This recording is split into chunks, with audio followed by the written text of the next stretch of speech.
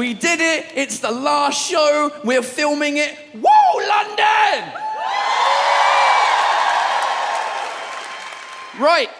Before we start, I want to find out who we've got in the room mixed between French people and the non-French people, because a lot of the time, calm down, we haven't started. A lot of the time in my shows, there's a lot of French people, but there's also a lot of non-French people. So let's start with the French people. Make some noise!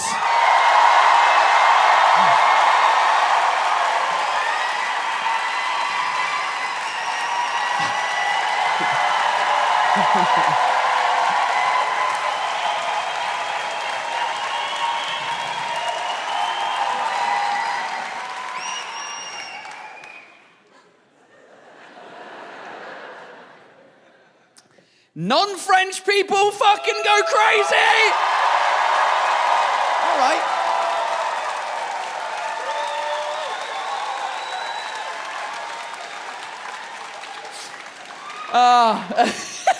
All right, out of the non-French people, any English people? Where are the actual English people in? Oh, we got some English people. We got some English. Front row, England. Hello, what's your name? Ben. Why is that funny? Putain, vraiment, les Français, vous êtes là, il s'appelle Ben? Bah oui, c'est un Anglais. Ben, where are you from in England?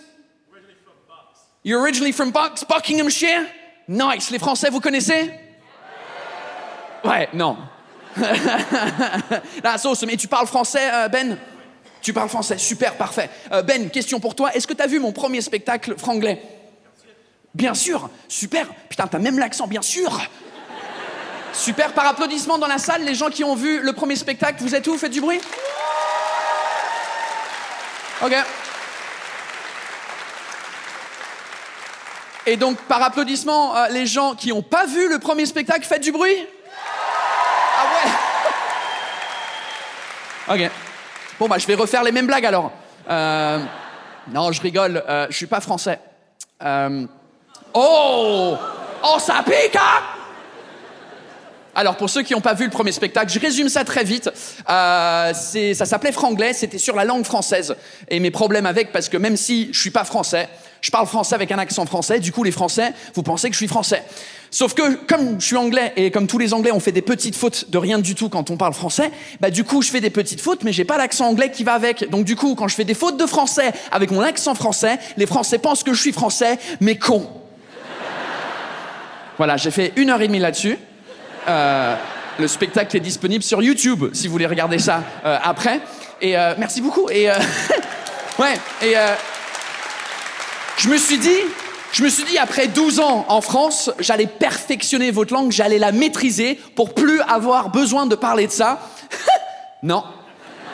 Je passe toujours pour un con 12 ans plus tard. Dernière fois, c'était une serveuse à une terrasse. Elle est venue me voir. La serveuse, elle arrive et elle me fait juste oui. Même pas bonjour. Oui. Ah, on est bien à Paris, ma connasse. Hein? C'est la seule ville dans le monde entier avec ce niveau de service de client de merde. Et nous, comme des cons à Paris, on accepte. Il y a des Parisiens dans la salle? Ouais, on accepte, on est devenus habitués à ça. Donc non, moi j'ai arrêté d'accepter. Donc moi j'ai répondu non. Parce qu'elle m'a saoulé depuis le début. Et ensuite j'ai commandé. Je voulais de l'eau. Donc j'ai commandé de l'eau pétillante. Et j'ai dit, je vais prendre de l'eau pétillante, s'il vous plaît. J'ai dit pétillant au lieu de pétillante. C'est pas bien grave comme faute, on est d'accord? Mais apparemment, avec mon accent, c'est grave, parce que la serveuse, elle m'a regardé, elle a fait... De l'eau pétillante? Bah, on n'a pas ça, monsieur. Par contre, on a de l'eau pétillante. Fuck you, bitch. Ça fait 12 ans que j'essaye. Ça fait 12 ans que j'essaye de maîtriser ta langue de merde et j'avais juste oublié si O était masculin ou féminin parce que personne dit le O ou la O, on dit de l'eau. D'accord? Et même si c'est censé être féminin, pourquoi on dit la Badois, la San Pellegrino, mais le Perrier? Explique-moi ça! Donc j'ai dit, tu sais quoi? Oublie l'eau. Je vais juste prendre une pinte. Et c'est comme ça que je suis devenu alcoolique. Cheers, everybody. Cheers at home as well.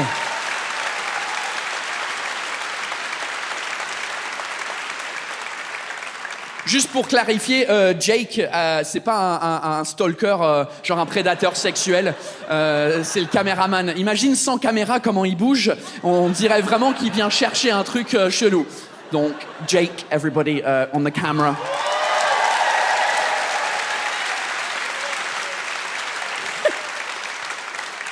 Ça m'énerve ce truc de passer pour un con parce que je sais, si j'avais l'accent anglais toujours, ça passe des fautes comme ça. Il y a aucun problème. Il n'y a pas de problème si je suis là, oh bonjour madame, je voudrais de l'eau pétillante s'il vous plaît. Ça passe, c'est sûr, ça passe, c'est sûr. La serveuse, elle fait, oh mon Dieu, t'es trop mignon, lâche-moi. Parce que j'ai essayé, ça fonctionne. Donc, premier spectacle, beaucoup sur la langue française. Second show, so British, ou presque, is more about identity and the identity crisis that I have going on right now. I don't know really where I'm from anymore. More importantly, I'm trying to find the answer to the question, what defines where you're from? When you say, oh, I'm from England, why? What is it that defines where you're from? And people say to me, well, Paul, sometimes where you've lived the longest defines where you're from. Doesn't work for me because now I've lived most of my life in France, more than in England, but I still feel English. But when French people find this out, they're like, bah, Paul, you have now lived more time in France than in the UK? Bah, you are a bit French now, huh? No. I'm not. I don't feel very French at all. But I've lived more of my life in France, so why do I feel more English? Then people say to me, well, Paul, it's often a question of your parents. Where are your parents from? What is your blood? Where is that from? My mum is Irish, okay? And I grew up with my mum, but I don't feel very Irish for a couple of reasons. One, I've never lived there. And two, I don't really know my Irish family because my mum fucking hates her family. Right, when she was like 20, she just went, see yous, fuck the lot of yous, fuck your Guinness, fuck your potatoes, and fuck your leprechauns. I'm moving to England, you bastards. So, I don't really know the Irish family, so I don't feel very Irish. So then people say to me, Paul, where were you born? That defines where you're from. I was born here in England, but I don't feel English because I was born in England. In the same way that my little brother, who is very English, was born in Switzerland.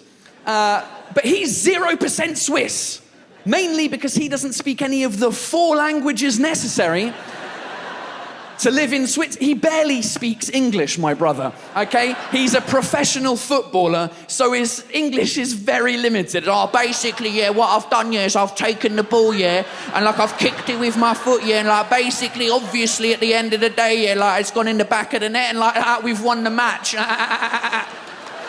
That's...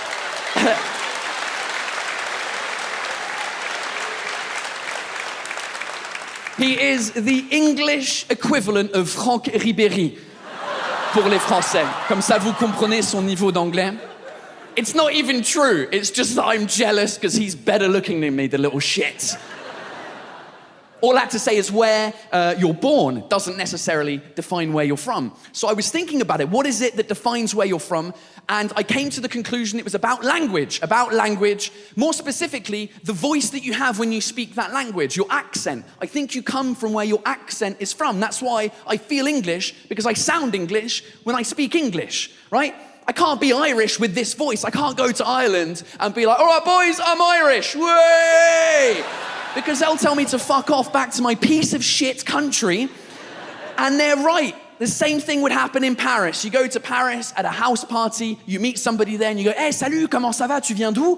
Et le mec répond, bonjour, je m'appelle Jonathan, je viens du 14e arrondissement de Paris, là. Non. Non. Même s'il se défend, le mec, c'est moi, je viens des sites, là. Je suis né ici, ma mère est née ici, mon père est né ici, là. Je viens des sites, là, tu dis. Non. Parce que ton accent, il vient pas d'ici, là, en fait. Donc je crois qu'on vient vraiment de là où notre accent il vient. Pour ça que je me sens plus anglais. So I feel more English because I sound English. Also, English is I feel more comfortable speaking English than French. However, now after 12 years living in France, I've realized I'm starting to lose my English. And I'm now starting to speak English like you French people speak English.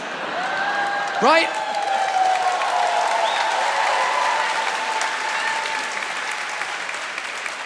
You guys here in London are okay, but back in France, here's what I do now. I do the thing where I take French words, I anglicize the French words, I say them in my English voice, and I think that they exist in English. But they don't exist in English, right? This show, So British, ou presque, that wasn't the original title. The original title was Re-Becoming British. Because I'm losing my Britishness, I want to re-become British, j'ai envie de redevenir British. Ça fonctionne dans les deux langues, c'est du génie. Until I asked my English mates, I was like, guys, what do you think about the title Re-Becoming British? And they said, Paul, re-becoming doesn't exist in English. You're a fucking idiot. Go back to France, you piece of shit. Mais comment ça existe pas en anglais? Parce qu'en français, on devient et ensuite on redevient. So in English, we become, and then we become again. No? They're like, no, Paul, in English, we become. Elle est à combien, cette bière-là? Parce que, putain, je suis... Bref, j'ai niqué ma blague, c'est pas grave. Mais je fais ça. No, become again, re-becoming, become again. I don't know. It doesn't matter. We'll cut it out of the show, okay? No, we won't. Anyway, I do this all the time. Je fais ça tout le temps maintenant où je prends des mots français et je les anglicise. Et maintenant, quand je suis ici, je passe pour un con. Et c'est insupportable. It's insupportable. Right? Et souvent, c'est avec des mots comme ça qu'on utilise tout le temps en français. Genre indispensable. It's indispensable. Cogiter, c'est un verbe que j'adore, je l'utilise tout le temps quand on me dit Paul, des nouveaux projets, la télé, comme ouais, je suis en train de cogiter. Ouais, I'm cogitating. Paul, you're an idiot. Bucolique, ma femme, elle adore l'Angleterre, elle trouve ça hyper bucolique. Guys, my wife thinks England is bucolic. Paul, you're a fucking idiot. Go back to France, you piece of shit. But then I realized it's not me who's the idiot, it's my friends. Because I looked all of those words up in the English dictionary, they all exist. All of them. The problem is no one in England knows that they exist. Because nobody uses them except for the Queen. It is indispensable that one cogitates about one's new show in a bucolic area. So now I sound like a very strange Englishman. So I'm feeling less and less English because of this. Feeling less English as well since I married a French woman. Ouais. Bon, elle est française. Elle est française, parisienne, d'origine corse. Et, ouais, exactement. Ouais, on est ensemble depuis 13 ans. Pas parce que je l'aime, parce que j'ai peur. Et un pote à nous qui a fait une blague quand on s'est mariés, il fait « Ah Paul, ça va être génial, un mariage irlandais, mariage corse, ça va être explosif !» Ouais. Moi, j'avais pas compris la blague. Parce que j'avais pas le stéréotype, je savais pas qu'un stéréotype sur les Corses, c'est qu'ils aimaient bien exploser des trucs. Je savais pas. Et les Irlandais aussi, apparemment. All right. Well, you're not invited to the wedding anymore. Fuck you. OK? Donc on travaille ensemble aussi avec ma femme et elle s'occupe de toute la partie administrative de mon boulot. Surtout, ce qu'elle adore faire, elle adore venir au spectacle, elle se met tout derrière et elle vous juge. Comme une bonne Parisienne. Ah, ils rigolent ce soir, ces connards ou pas? Et donc du coup, là, depuis 2 ans, il n'y a eu pas beaucoup de spectacles. Et donc, pendant la pandémie, elle a décidé de faire ça sur Internet. Elle s'est mise sur Internet à lire des commentaires sur mon spectacle. Le spectacle que je fournis gratuitement sur Internet. Et en retour, moi, je me fais insulter. Ouais, c'est vraiment donnant mon métier, des fois. Et donc, elle me partage des commentaires qu'elle trouve importants ou drôles. Et je voulais partager avec vous ce soir un des commentaires sur mon premier spectacle. Donc, premier sketch de mon premier spectacle, c'était sur le thème de la bise. Le fait qu'en France, pour vous dire bonjour, les Français, vous faites la bise. Mouah, mouah, mouah, mouah. Autant dire que pendant le Covid, moi, j'étais au paradis. I'm like, oh yes, no more kisses. Par contre, en France, les gens se faisaient la bise masqués. Toutes les 2 personnes masquées se faisaient « What the fuck are you doing? French people, stop it !» Bref, à l'époque, j'avais fait un sketch là-dessus et c'est vraiment le premier sketch qui a décollé pour moi dans ma carrière. Canal+, ils m'ont contacté derrière pour travailler à la télé pendant quelques années. Tout le monde a adoré le sketch, tout le monde a partagé, sauf une personne qui s'appelle Abou. Et voici ce que Abou avait à dire sur ce sketch-là. Il dit, même si la bise fait chier, c'est pas à un gros connard de pédocriminel anglais immigré de venir nous le dire. C'est dur, hein. C'est dur, mais très efficace, parce qu'en 140 caractères, il m'insulte 4 fois quand même. Gros connard de pédocriminel anglais immigré. Immigré, tu t'appelles Abou, on fait partie de la même équipe. Merde. Un peu de soutien entre immigrés. Aussi, le mot pédocriminel, je le connaissais pas. Parce qu'en anglais, ça n'existe pas, pedocriminal. Parce que chez nous, tous les pédos sont criminels. On n'a pas besoin de qualifier le mot. Je suis en train d'apprendre le français avec Abou, je suis content quand même. Le problème avec sa phrase, il n'y a aucune virgule dedans. Donc je comprends pas exactement le sens. Je sais pas si c'est parce que je suis un anglais immigré que je suis un pédocriminel, si c'est parce que je suis un gros connard et par hasard je suis un pédocriminel anglais, si c'est tous les anglais qui sont... J'ai des questions pour Abou, moi. J'ai envie de clarifier ce qu'il veut dire, et du coup j'ai envie de répondre, parce que là, je me dis, lui il pense que tous les anglais c'est des pédocriminels. Tous. L'île au complet. La reine incluse. Donc j'ai des questions, j'ai envie de répondre. Ma femme, elle dit non, mais réponds pas, ça sert à rien de perdre ton temps avec des gars pareils. Donc j'écoute ma femme, je réponds pas. Par contre, il y a quelqu'un d'autre qui a répondu à ma place que je connais pas du tout. Et lui, sa réponse, c'était juste « Wesh, calme-toi, frère !»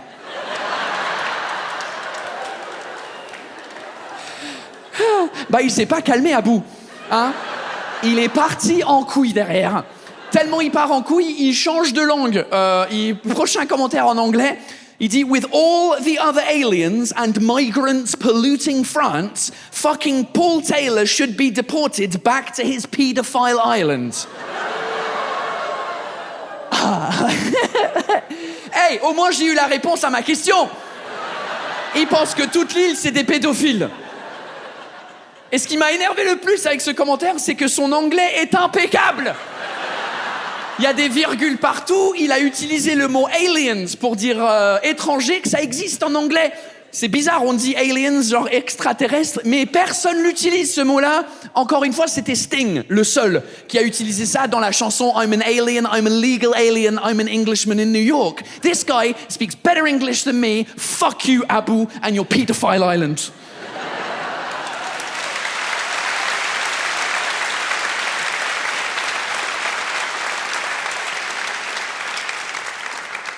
Sounds like the name of a reality TV show, Pedophile Island.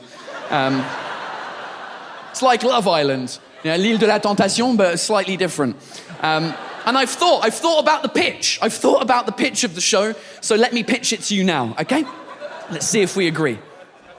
Pedophile Island, you call up all the pedophiles on the planet, and then you say, hey guys, because they're guys, and you say, we're gonna send you to a desert island. On the island, there's a bunch of kids, and then with those kids, you do what you want with, okay? I'm not finished yet, calm down. I can see your faces, you're like, no, where are you going? Calm down. They all accept, obviously. They all fly to the island. Even the Queen goes over, I'm going on holiday, goodbye.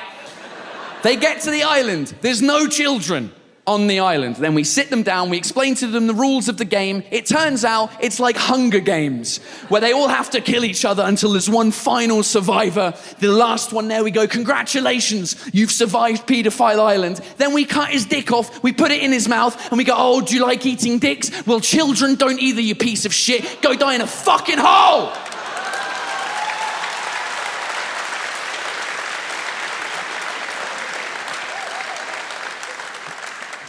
Un peu dur peut-être.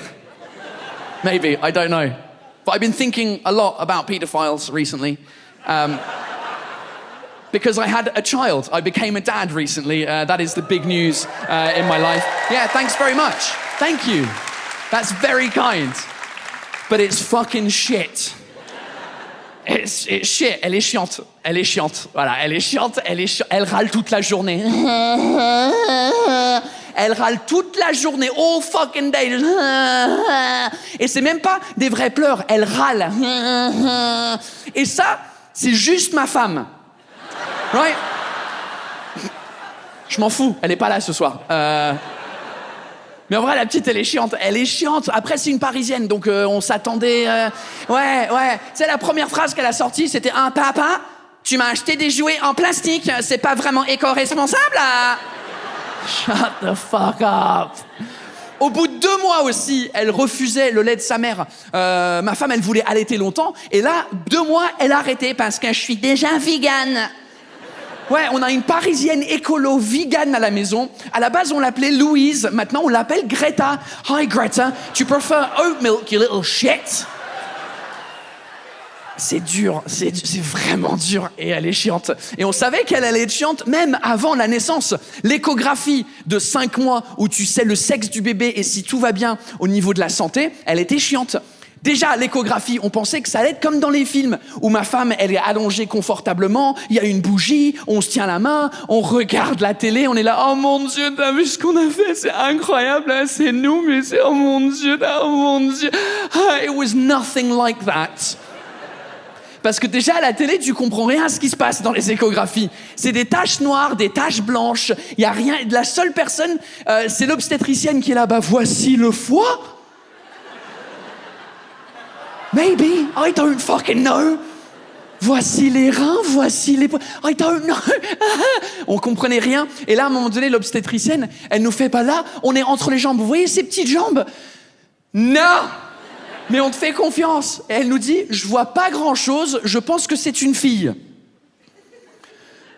On peut vérifier pour sûr ou comment... Donc là, elle zoome dans l'image, elle dit oui, je vais zoomer dans l'image, elle zoome, elle dit oui, je confirme, c'est bien une fille, on voit bien ses lèvres.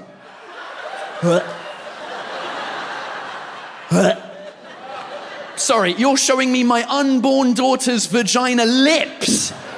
And that is how you're announcing to me that we're having a girl? Fuck me, France, I thought it was going to be a bit more romantic than that, to be honest. Americans do it the best with this kind of stuff. Americans in the house, where are you? 2 of you, okay.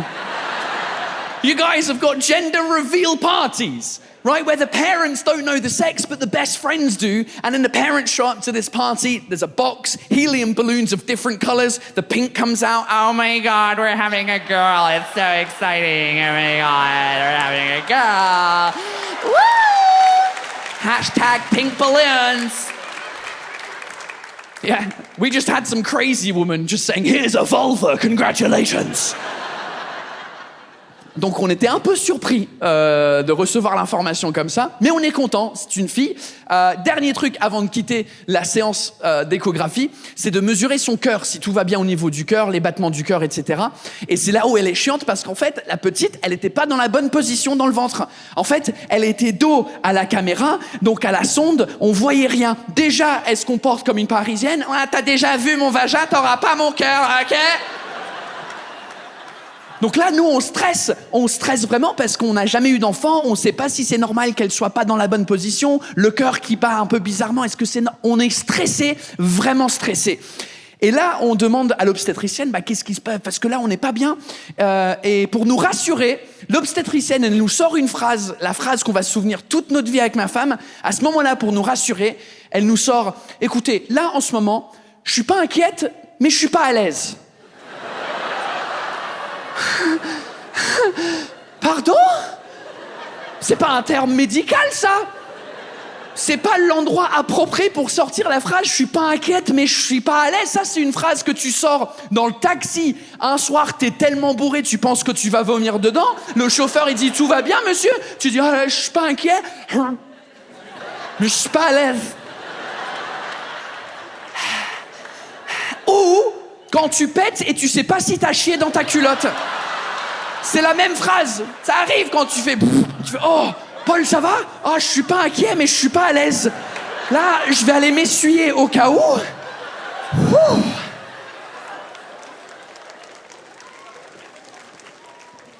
Donc là, on est encore plus stressé parce qu'on sait pas ce qui se passe. Comment? Elle nous dit, il faut attendre 3 semaines malheureusement pour le prochain rendez-vous parce que là, je peux pas juste attendre que votre bébé se retourne. 3 semaines? Oui, 3 semaines. Donc pendant 3 semaines avec ma femme, on n'était pas inquiet, on n'était pas à l'aise.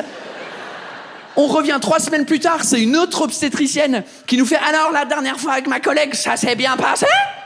Non! Parce que votre collègue était pas inquiète, elle était pas à l'aise. Là, on aimerait bien être à l'aise et pas inquiet, s'il vous plaît. C'est possible?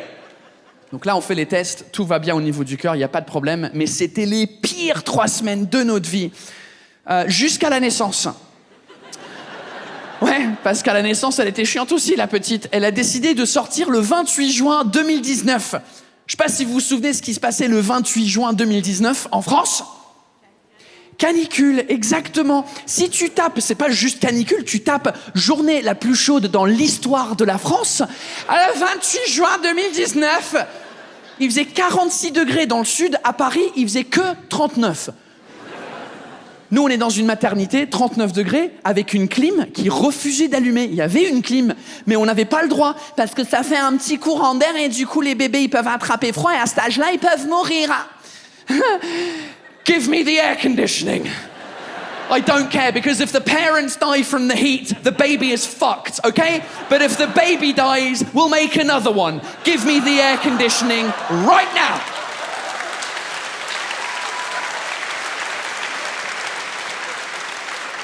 « 39 degrés, ma femme, elle a galéré. On était censé d'avoir une chambre privée pour que je puisse rester avec elle les 3 jours à la maternité. Non, parce que 28 juin, tous les bébés ont décidé de sortir. Canicule, ils font bon, les terrasses sont prêtes, allez, on va aller prendre un café. » Donc, on était obligés de partager une chambre avec un couple qu'on connaissait pas. Par contre, eux, ils me connaissaient moi. Ouais, vous rigolez, ma femme, pas du tout. Parce que quand t'as les seins à l'air, un bébé dans les bras et une couche pour arrêter les saignements de ton vagin, et le mec il fait « Ah, c'est Paul Taylor petit selfie Paul Taylor, nos filles sont nées le même jour !» Ouais, elle avait envie de me tuer, ma femme. À ce moment-là, galère. Et ensuite, on rentre à la maison, et ensuite, on déménage après l'accouchement, parce qu'on aime bien les challenges. Journée de déménagement qu'on avait programmée, c'était le 25 juillet 2019. Je sais pas si vous vous souvenez ce qui se passait le 25 juillet 2019. Deuxième canicule. Là, si vous tapez le jour le plus chaud dans Paris de toute l'histoire, 25 juillet 2019, et nous on déménage, 42 degrés il faisait ce jour-là. 40. Là, j'ai chaud sur scène maintenant. Là, on avait l'impression de se faire enculer par le diable tellement il faisait chaud. On déménage, on sort de Paris, parce que à Paris, les prix, ça coûte la peau du cul. On voulait une chambre en plus, ça coûte la peau du... It costs the skin of the ass. Ça coûte la peau du cul, it costs the... Whose ass? Because it depends. My ass is spotty and hairy. You take some skin off that, it's worth nothing. Le cul de qui? Ça coûte la peau du cul. Who? Magique cette expression. Bref, on part en banlieue et du coup là on habite, il y a plus rien, il y a plus de commerce, il y a plus de métro, c'est très bucolique. On était obligé de s'acheter une voiture en plus de tout ça. Ouais, en vrai, en 1 mois, notre vie, elle est partie en couille. Notre ancienne vie, elle a fait hey, fuck you, good luck, you wanted a baby. Parce que avant la naissance, en vrai, on était un peu des bobos parisiens, des connards de bobos parisiens dans le 20e arrondissement. Oh mon Dieu, des bols de quinoa en terrasse. On adorait notre vie. Et là, en 1 mois, on a eu un bébé, on a déménagé en banlieue et on s'est acheté une voiture. On s'est pris 15 ans dans la gueule direct et moins 15 000 € sur le compte bancaire. Et tout ça, c'est à cause d'une petite merde qui sait pas chier correctement. Par contre, elle pète comme un adulte. Nous, on n'était pas au courant. Personne nous avait prévenu. La première fois qu'on a entendu... Moi, j'ai regardé ma femme, j'ai dit « Hey, t'abuses un peu quand même !» Elle dit « C'était pas moi, connard, c'était elle !» How is that even biologically possible? There is not enough space inside of that to make a noise that is that deep. On n'avait pas l'info, parce que ça fait partie d'un pacte entre parents. Les parents, tellement on galère dans notre vie, quand on a des potes qui sont enceintes, on fait « Ah, félicitations! Tiens, prends le popcorn, on va les regarder brûler en enfer tout seul. » On partage aucune information, sauf la phrase « C'est un petit peu difficile au début ?» Et c'est tout. Les parents dans la salle, vous êtes où? Ouais. C'était un peu les applaudissements de la dépression là-dedans. Hein. C'était... Vous êtes contents d'être sortis? Mais c'est vrai, ouais. Mais il y a un vrai pacte. On partage rien. On partage pas les détails des journées d'enfer qu'on vit. Juste les détails, mais juste tout dans les... Donc, pour les non-parents dans la salle, je vais vous partager des trucs. Les parents, désolé, je romps le pacte. All right? Juste 2 heures de ma vie de merde de parents. Pendant qu'elle fait la sieste, la petite, la seule façon qu'on a trouvé qu'elle fasse la sieste, c'est qu'elle soit collée à moi dans un porte-bébé. Les porte-bébés, genre les backpacks frontales. Et elle est là comme un koala, mais beaucoup moins mignon, tu vois. Et elle est là, elle est collée ici, et je suis obligé de marcher dans mon appartement pour qu'elle s'endorme. Mais pas à cette vitesse-là. Là, c'est trop lent. Il faut que j'aille vraiment plus vite. Faut que je marche vraiment vite parce que ça berce le bébé, ok? Et je marche comme ça, comme un con dans mon appartement de 58 mètres carrés, mais vraiment à la vitesse, je marche 3,2 km. Je sais que c'est 3,2, j'ai une montre connectée. Donc ça me dit exactement combien. Là, elle finit par s'endormir et les gens, ils me disent, bah, Paul, tu peux la poser dans son lit une fois qu'elle est endormie. J'ai essayé, je la pose, elle fait, ah! Donc je suis obligé de la garder sur moi pendant 2 heures. Tous les jours, 2 heures, elle est collée à moi. Je peux plus rien faire. Je peux même plus parler parce que les vibrations, ça la réveille. Sa petite tête, elle est là et ça la réveille. Donc je suis obligé de chuchoter pendant 2 heures avec ma femme tous les jours. Hey, chérie, qu'est-ce qu'on est content? Est-ce qu'on est content de cette nouvelle vie incroyable en banlieue avec notre voiture? Oh, la belle vie. La belle vie. Je peux plus rien faire. Je peux plus manger. Entre midi et 2, elle fait sa sieste. Moi, j'ai faim. Bah, j'ai essayé de manger un peu pain, un peu de fromage pour casser le... Bah, ça tombe dans ses cheveux, les miettes. J'ai essayé de faire... Mais ça la réveille. Fuck it, the bread and cheese is staying in your hair now. You're French. You'll get used to it. Shut up. Je peux plus rien faire.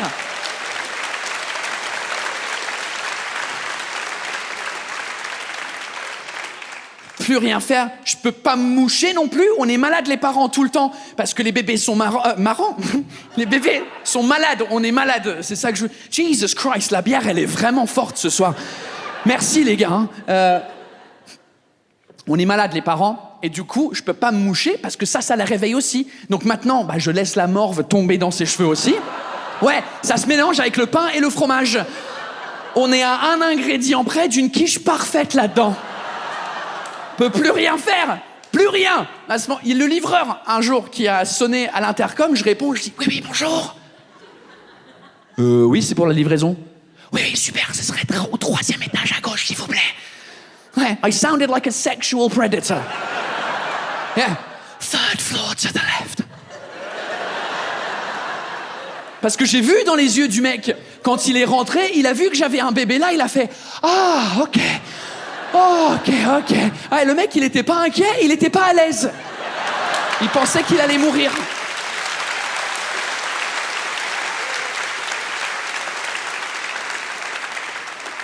Je peux plus rien faire, je peux pas aller aux toilettes non plus. Évidemment, c'est arrivé un jour. Et là, je regarde ma femme, je fais it's time. What do I do? Oh, merde. Ouais, exactement. Eh ben, tente quoi? Bah, tente d'y aller. Tu voulais faire quoi d'autre? Bah, je sais pas. Peut-être tu peux aller chercher une couche, et moi je baisse mon pantalon, tu t'en vas.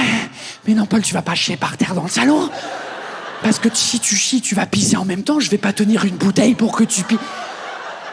T'es malade? Tente. Ok. Donc là, je tente d'aller aux toilettes avec ma fille collée à moi. Je rentre dans les toilettes, je peux pas allumer la lumière, bien sûr, parce que ça va la réveiller. Donc je rentre, je ferme la porte, mais avec 2 cm d'ouvert. Comme ça, il fait noir, mais pas tant que ça. Et là, je me concentre. I'm like, come on, Paul. Fucking smooth criminal. Make this happen. Painless for everyone. Je me concentre trop, je pète, elle se réveille. Et là, je vois dans ses yeux de la confusion. Parce que je suis en train de regarder ma fille dans le noir, dans les yeux, pendant que je chie.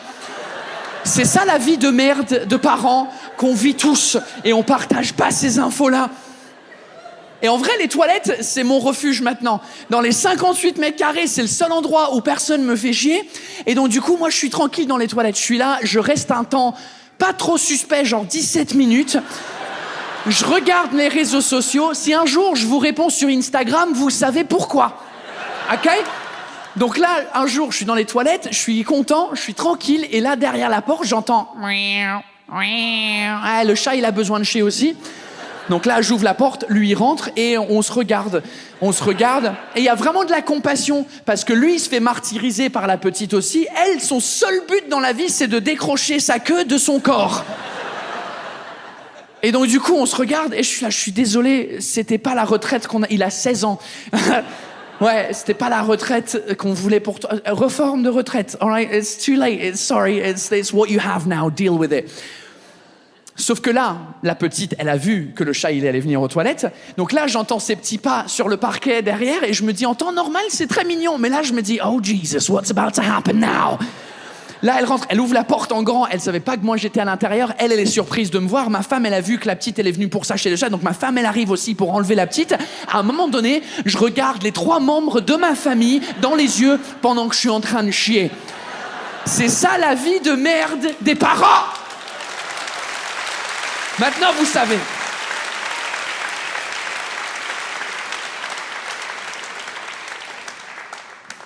Parents in the room.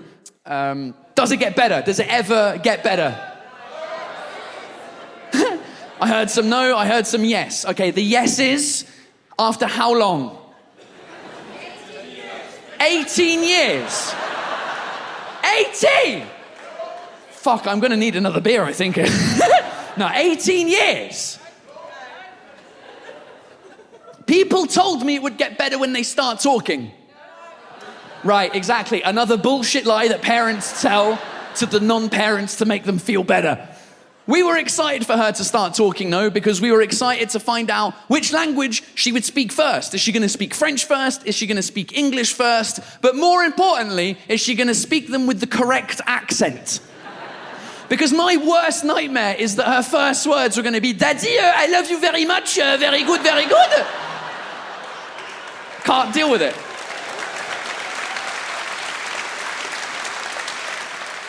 Goodbye, you're not my baby anymore. Can't deal with it. Same thing, so I mandate English cartoons, right? When we watch cartoons, they have to be English because I want it to speak good English, but specifically British English cartoons, because there's so many American ones, I'm also worried that her first words are, oh my God, Daddy, I love you so much. You're the best daddy in the world. Oh my God. I can't deal with that either. So, British English cartoons. The only one that she likes is Peppa fucking Pig. Yeah. Yeah. Can't do anything. At least it's good English. Hello, Mummy Pig. Hello, Daddy Pig. Hello, George. Fuck off. Very good. So she started to talk. She's speaking French more than English. She understands English, but she's speaking more French. The problem is she doesn't have a French accent when she speaks French. Because she has a problem with the R's, the French R's, le R français. Il faut des muscles dans la gorge, le français, le R, le R. Pour avoir l'accent français, il faut le R, la gorge, le R. C'est genre l'allemand, l'arabe et le français. Elle n'a pas encore les muscles de la gorge, donc c'est un peu bizarre parce qu'elle répète tout ce qu'on dit. L'autre jour, on avait besoin de crème solaire pour aller à la crèche. Ma femme a dit, on va prendre la crème solaire pour aller à la crèche. La petite, elle fait la crème solaire à crèche. La crème solaire. C'est comme ça que ma fille, elle dit crème solaire, la crème solaire. On a une antillaise à la maison. C'est une honte. On peut plus sortir, on va plus au parc. T'imagines 2 parents blancs avec un bébé blanc? La crème solaire, la crème solaire. Impossible. Et quand je raconte ça aux gens, les gens ils me disent ouais Paul t'exagères, c'est pas vrai, ils me croient pas. Donc j'ai pris une vidéo. Pour vous prouver et aussi un peu pour me couvrir quand le spectacle il sort. Et ben sur internet les gens ils vont dire Paul Taylor raciste, cancel, cancel, cancel. Donc j'ai pris la vidéo pour du backup, mais aussi pour prouver que ma fille, c'est la raciste. Right? Ready? Here we go. La crème solaire. La crème solaire. La crème solaire. La crème solaire. Oui. Say it again. La crema solaire.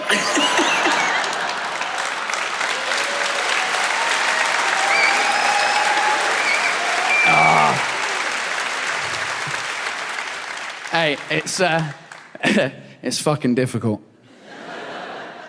But I love it a bit.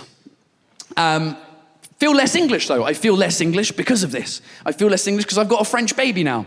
Well, a Guadeloupean baby, but I feel less English. Another reason I feel less English is because the French government took ages to find out how to put on the French forms that I was from this country. It was really difficult because the first time I went to Pôle emploi, the unemployment office, the woman put Paul Taylor, nationality UK, and the form came back to me 3 weeks later, Paul Taylor, nationalité Ukraine. No, let's try that one again, shall we? So I go back, she changes the form, she's like, ah oui, effectivement, je vais essayer l'acronyme français Royaume-Uni, RU. 3 weeks later, Russie. No, I'll try something else. Angleterre, ANG, Angola. I'm like, how do I tell you that I'm from this country? Let's try Great Britain, GB, Grande-Bretagne, ça fonctionne dans les deux langues. Ah, là, ça a fonctionné. Sauf qu'il y a un problème. La Grande-Bretagne, c'est pas un pays. It doesn't exist. Great Britain is not a country. England is a country. The United Kingdom is a country. But Great Britain isn't a country. And I didn't know this until a French person said to me, Paul, I don't understand your fucking country. What is the difference between England and Great Britain and the United Kingdom? And I went, you know what? It's a pretty good question. So I had to look it up online like an idiot. Wikipedia, the source of all truth. Very easy for the French people. Grande-Bretagne is just the geographical name of the big island, which has 3 countries on it, England, Scotland, Wales. Doesn't include Northern Ireland, which is part of the UK, but it's not part of Great Britain.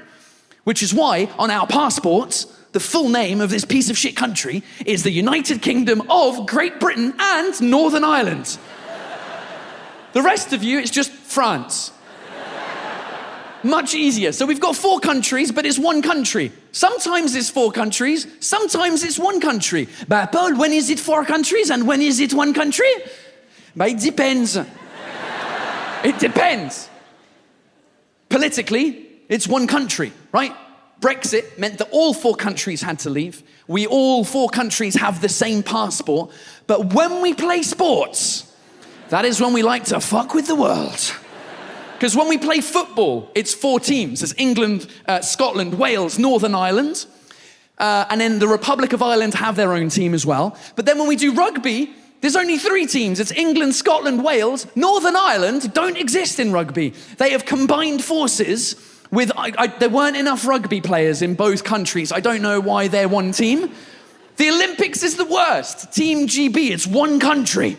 Because we are so shit at all of the sports... that we have to come together to try and win some medals. Because that's what we love to do in the UK. We invent all of the sports and then we are shit at all of the sports afterwards.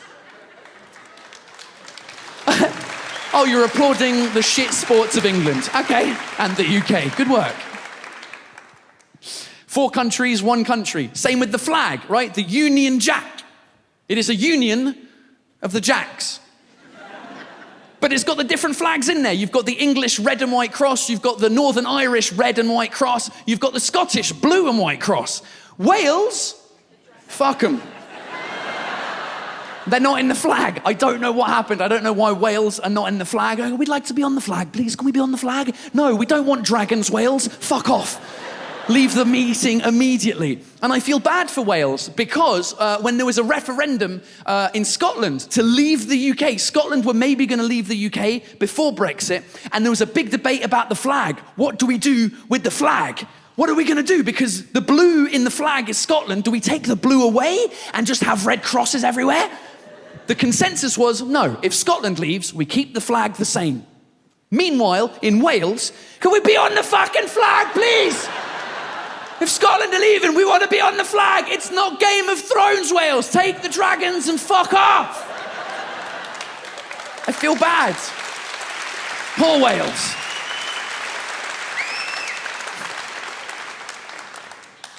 So I'm feeling less and less English as more and more time I spend in France. The other reason I feel less English is French cinema. The French cinema industry, l'industrie du cinéma français, m'a pas encore assez fait confiance pour jouer un anglais dans un film.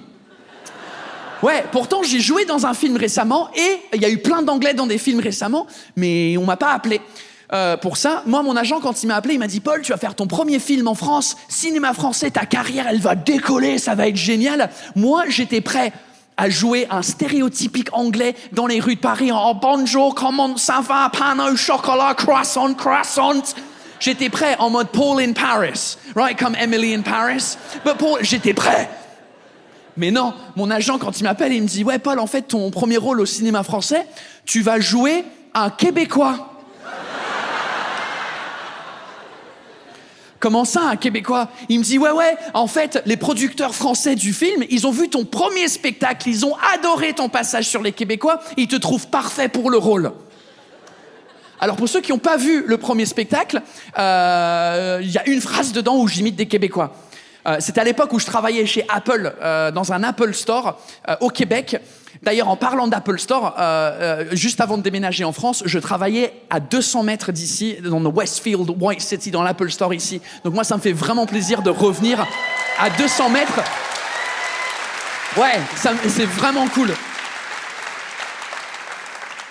Donc, je suis à Apple Store à Montréal, il y a un client en colère qui rentre et moi, je l'imite dans le spectacle. La seule phrase que je dis, c'est « Hey, cette affaire-là, ça marche-tu chez Windows, câlisse? » Ouais, et les producteurs français, ils ont vu ça, et ils se sont dit, bah parfait.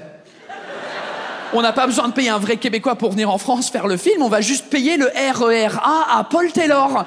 Ça fera l'affaire.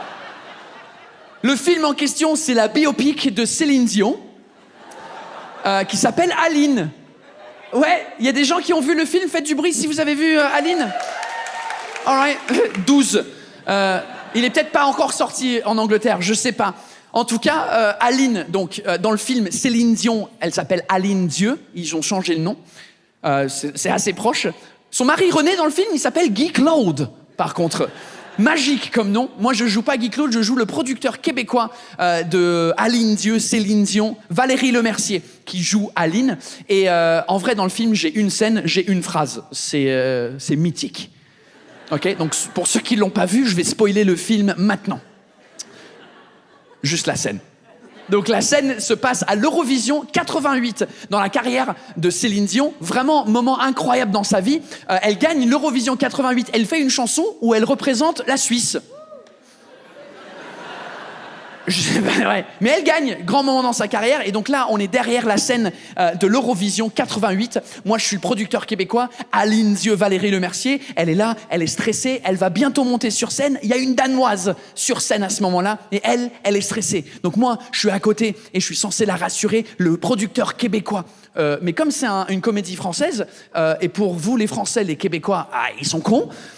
Eh ben, je joue un con, parce que la phrase que je dis à Valérie Lemercier pour la rassurer, qui a été écrite pour moi, donc je suis là, je me retourne à Valérie Lemercier, en fait, j'ouvre le rideau, je regarde la Danoise sur scène, et ensuite, je me retourne et je dis « Hey! Elle est ben bonne, la Danoise, là! » C'est tout. C'est ma contribution au cinéma français. Yeah! You're welcome, France. Elle est ben bonne, la Danoise, là. J'ai répété cette phrase 50 000 fois chez moi. Elle est ben bonne, la Danoise, là. J'ai appelé Rolly, mon pote québécois, pour voir si ça sonnait québécois. Hey, ça sonne québécois, ça? Elle est ben bonne, la Danoise, là. Il dit non, ça sonne attardé. Mais continue. Tellement j'arrive pas à imiter l'accent québécois. 3 mois après le tournage du film, j'étais obligé de rentrer dans un studio d'enregistrement pour me doubler moi-même, mais avec un coach québécois derrière qui donnait des tips sur l'accent. Donc moi, je regarde mes lèvres, je les suis, je suis là, eh ben bonne la Danoise, là. Et le gars, il me fait, non, attends, là, il faut que ça soit plus là. Eh ben bonne la Danoise, là. Non, là. Eh ben bonne la Danoise, là. Mais double-le toi-même! C'est toi le Québécois, ça me dérange pas que c'est ta voix sur ma face pendant 30 secondes du film, ça m'évite une journée entière. Eh ben bonne la Danoise, là. Du coup, j'ai plus d'agent. Si vous en connaissez un...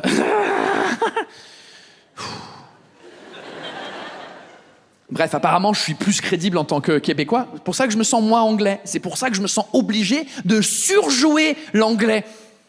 C'est pour ça que je m'achète des chemises de merde comme ça, des chemises flannel. Il fait 40 000 degrés sur scène, but it looks English. Oh, come on, I gotta be more fucking English. How more English can I be? I'll buy a flannel shirt. Je me suis acheté des Doc Martens exprès pour cette tournée. Exprès. Et personne m'avait dit que pareil que les enfants, ça prend 18 ans d'arrêter de faire mal. Là, j'ai l'air confortable. J'ai 18 compides collés derrière pour que ça fasse pas mal. Oh, ça aide pas que j'ai des chaussettes très fines, mais les chaussettes fucking Union Jack. Oh yeah. Fucking England. La voiture que j'ai achetée pour partir en banlieue, c'était une Mini. Bah ouais, j'étais obligé et j'ai payé un supplément pour les rétroviseurs Union Jack aussi. Ouais, c'est moi ce connard-là qui conduit sa voiture Union Jack autour de Paris, le périph', les fenêtres baissées en écoutant toute la musique anglaise. Don't look back in anger. Et là, ma fille, elle se retourne. She looks back in anger. Ah, tu valides pas, hein? Ouais, c'est un jeu de mots de merde, hein. Je suis d'accord. Oh, je me sens moins anglais. Je me force à être plus anglais. Parce que je sais que je serai pas français non plus. C'est ça le truc. Je sais que j'arriverai jamais à m'intégrer à 100% en France. Et c'est pas à cause de la langue. J'ai plus ou moins maîtrisé ça. C'est plus par rapport aux références culturelles. J'ai pas les références culturelles en France avant 2009. Je sais pas ce qui s'est passé en France avant 2009. Je suis arrivé en 2009. Rien avant. Les films, la télé, la politique, tout ce qui s'est passé, les pubs. Aucune idée. Et dans les soirées françaises, les Français vous parlez beaucoup de choses qui se sont passées avant 2009. Et moi, je comprends rien dans ces soirées-là. Un exemple tout con, c'est Jacques Chirac. Quand il est mort, je savais pas qui c'était. Ouais, je sais. Par contre, Kenji Girac, je vois très bien qui c'est. Parce qu'il a gagné The Voice en 2014, j'étais en France. Notre exemple, une soirée, j'entendais une phrase dans les soirées en France, la phrase c'est « Je t'encule Thérèse ».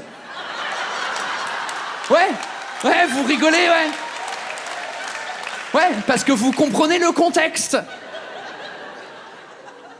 Moi, j'avais pas vu le film « Le Père Noël est une ordure ». Phrase mythique de ce film-là. Et c'est bizarre parce que moi, en tant qu'anglais, j'entends la phrase « Je t'encule Thérèse » dans des soirées différentes avec des gens qui se connaissent même pas, dans des villes différentes en France. Moi, je me dis « Who is Teresa? Why does she like anal sex so much? And why is she touring the whole of France? » Parce que quand t'as Google UK sur ton ordi par défaut et tu tapes « Je t'encule Thérèse », la première vidéo qui sort, c'est pas « Le Père Noël est une ordure ». C'est autre chose. J'ai pas les références culturelles pour m'intégrer. J'ai pas ça. On m'a dit, Paul, tu vas faire de l'humour en France. Bon courage. Il faut regarder tout ce qui s'est passé dans l'humour français avant toi. Comme ça, tu sais pourquoi nous, les Français, on rigole. Je dis, OK, tu me conseilles quoi? Ils m'ont conseillé de regarder Les Inconnus. Right, French people, Les Inconnus. Ouais, bah pour moi, c'était des inconnus. Les nuls, c'était nul et j'ai confondu Coluche avec la maladie. Ouais, parce que je suis une merde. On m'a dit, Paul, OK, si dans l'humour, t'as un truc à regarder, une référence dans le stand-up, c'est Gad Elmaleh. Faut que tu regardes Gad Elmaleh, Gad Elmaleh, Gad Elmaleh, Gad Elmaleh. J'entendais le nom en boucle tout le temps, Gad Elmaleh, Gad Elmaleh. Et je me suis dit, j'ai découvert que les Français, vous prononcez mal son nom. Parce que pendant longtemps, je pensais qu'il s'appelait Gad Elmaleh. C'est-à-dire Gadel, plus loin, Malais. Parce que vous mettez la pause après Gadel. Vous dites Gad Elmaleh, Gad Elmaleh. Son nom, c'est Gad Elmaleh et vous dites tous Gad Elmaleh. Et c'est peut-être drôle pour vous, mais moi, Marrakech du Rire 2017, salut Gadel, j'ai tellement entendu parler de toi. Ouais. Qui est passé pour un con? J'en ai marre. Julie Gaillet, c'est quelqu'un d'autre que je connaissais pas. Julie Gaillet, le nom Julie Gaillet, je connaissais, mais le visage, je connaissais pas. Ben, Julie Gaillet, you know who she is? Oh, you do know who she is. Oh, good work. Who is she? Hein? Grâce à moi. Ah, tu l'as, parce que t'as déjà vu le... Ah, ok, d'accord. Super.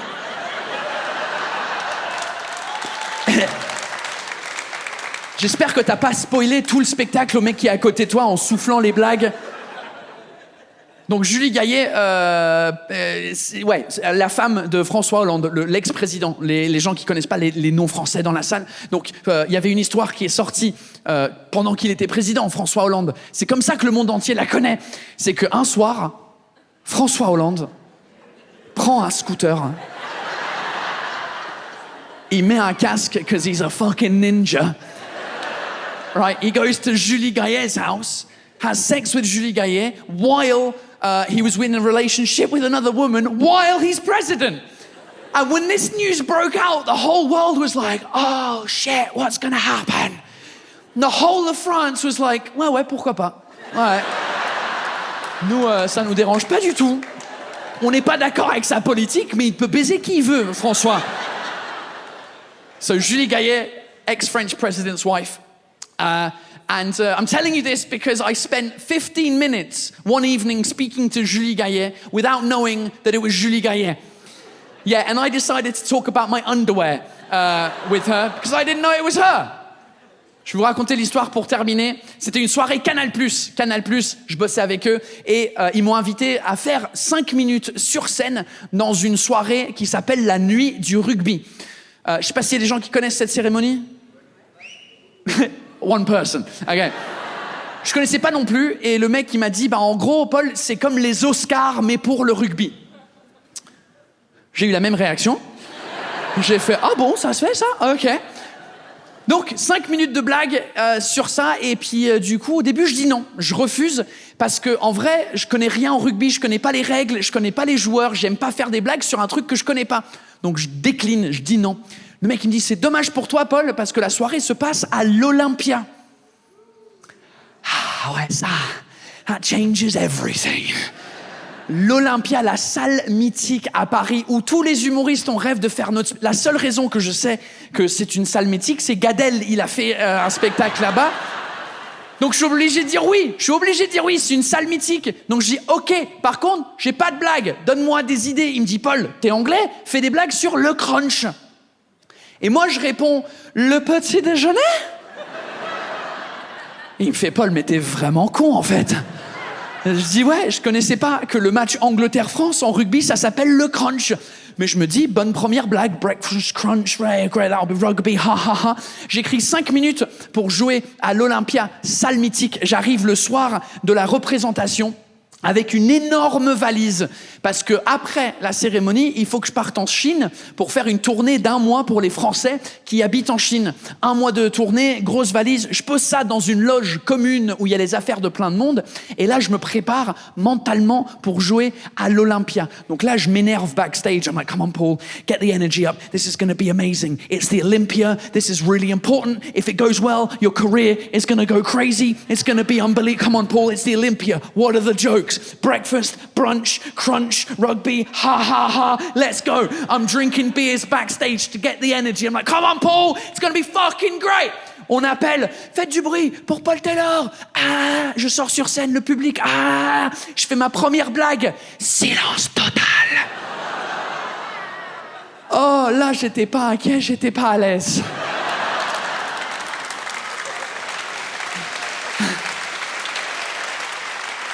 Parce que quand tu fais une blague et personne rigole, les 3000 personnes rigolent pas, mais toi, tu rigolais devant ton miroir et il y a juste un mec là-bas qui fait ah, tu l'entends bien, le bâtard. J'ai regardé.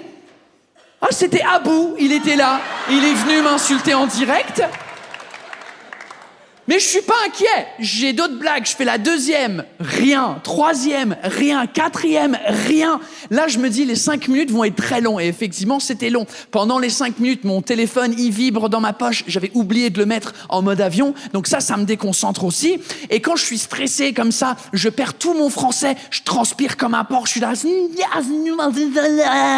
J'arrive plus à parler.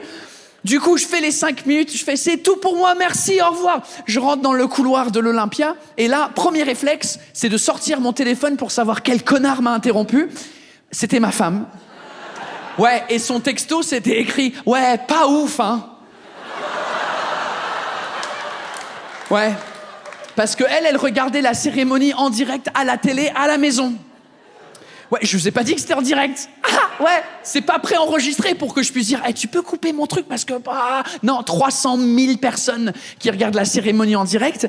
Et donc là, ma carrière, elle est terminée. C'est fini, j'ai pris un bide sur scène à l'Olympia devant 300 000 personnes. Non, fini, ma carrière, j'ai une envie, c'est de prendre ma valise, partir en Chine et rester là-bas. Je peux pas. Donc là, je rentre dans les loges, je prends ma valise, j'ouvre les affaires pour me changer pour l'avion, je rentre dans les toilettes de la loge pour me changer, et là, j'essaye de me calmer. Je suis là, come on, Paul, calm down. It's gonna be okay. It's gonna be fine. Your career is gonna be okay. It's fine. It's only 300,000 people. Don't worry about it, it's gonna be fine, calm down, stop sweating. J'arrête de transpirer, je me calme. Là, je vais pour mettre mes affaires dans la valise, la fermer et partir. Et assise à côté de ma valise à ce moment-là, il y a Julie Gaillet. Sauf que moi, j'y ai pas le visage, je sais pas qui c'est, je pense que c'est une personne de la production. Très sympa, elle me dit « Salut, ouais, ça s'est bien passé sur scène pour toi ?» Non. Mais là, elle rentre dans les questions sur ma valise. Elle dit, mais tu pars où avec une valise énorme comme ça, là, ce soir? Donc je dis, je pars en Chine, faire la tournée. Elle dit, tu fais quoi comme spectacle? Je raconte ma vie à Julie Gaillet par rapport au spectacle. Mais là, elle rentre dans les détails de l'organisation à l'intérieur de la valise. Parce que je l'avais laissée ouverte, la valise. Quand je suis rentré, il y avait personne dans les loges. Là, elle est ouverte au niveau des caleçons. Et dans ma valise, mes caleçons sont roulés d'une façon militaire là-dedans pour gagner de la place. Parce que j'ai vu une vidéo d'une japonaise qui s'appelle Marie Kondo. Vous la connaissez? Right. Elle connaissait pas. Je suis en train de montrer des vidéos de comment faire le rangement et tout ça. Mais là, elle pose des questions. Mais comment tu roules le truc comme ça? Parce que c'est très on voit pas la bande élastique. Donc là, je sors un caleçon pour faire la démonstration. Si je savais que c'était Julie Gaillet, j'aurais jamais fait ça! Mais moi, comme un con, je sors le caleçon pour faire la démonstration que je roule à l'horizontale et la verticale pour éviter la bande élastique. Caleçon que je sors au hasard, c'est un caleçon rouge que ma femme m'a acheté pour mon anniversaire avec des grosses lettres blanches derrière, c'est écrit « Corps de rêve ». Ouais, elle est drôle aussi, ma femme. Donc moi, comme un con, tranquille, j'explique ça. 15 minutes, ça dure cette conversation. Et là, je dis, désolé, il faut que je commande le taxi pour partir. On se dit au revoir. Et là, en attendant le taxi, je me mets dans la salle qui est juste derrière la scène à l'Olympia. Juste derrière la scène, il y a un bar. Et là, c'est Canal+. C'est bar ouvert, champagne à volonté. Donc moi, je suis en mode cul sec pour oublier les 5 minutes de merde que j'ai vécues sur scène. Mais ça s'arrête pas là. Parce qu'en backstage, il y a des télés qui retransmettent ce qui se passe sur scène pour qu'on puisse profiter de la cérémonie. Ouais. Et là, je suis en mode cul sec le champagne et je vois une femme qui monte sur scène. Et là, je me dis, oh Jesus. Parce que je me rends compte que c'est la même femme à qui j'étais en train de parler il y a 5 minutes sur mes caleçons. Et je me dis, Paul, what have you done? You were speaking to somebody really famous in France because they're on fucking TV about how you roll your underwear horizontally and vertically to get rid of... Jesus Christ, Paul, what it... And then it's worse. Parce que 3 minutes plus tard, 3 minutes, 3 secondes, je vois son nom en bas, à gauche de l'écran apparaître, Julie Gaillet. Je reconnais le nom. Oh, Jesus, Paul, qu'est-ce que t'as fait? Oh non, t'étais en train de parler à la femme de l'ex-président sur comment tu roules tes caleçons à la verticale et ensuite à l'horizontale pour gagner de la place. Paul, ta carrière, elle est finie. C'est fini ma carrière en France. Je peux plus revenir dans ce pays. Et je me suis dit, écoute, là, c'est la plus grosse honte que j'ai jamais vécue dans ma vie, personnellement, professionnellement, en France. Ma femme, elle a adoré, hein, par contre. Elle, quand j'ai raconté ça, elle a fait... T'as fait quoi? Donc moi, j'étais en déprime totale. Mais après, je me suis dit, il y a peut-être un truc positif de tout ça. Je me suis dit, peut-être, le seul truc positif qui peut sortir de cette histoire de honte, c'est que peut-être, maintenant, quand il part en vacances, François Hollande, il roule ses caleçons grâce à moi. London. You guys were fucking great. Thank you so much. Merci.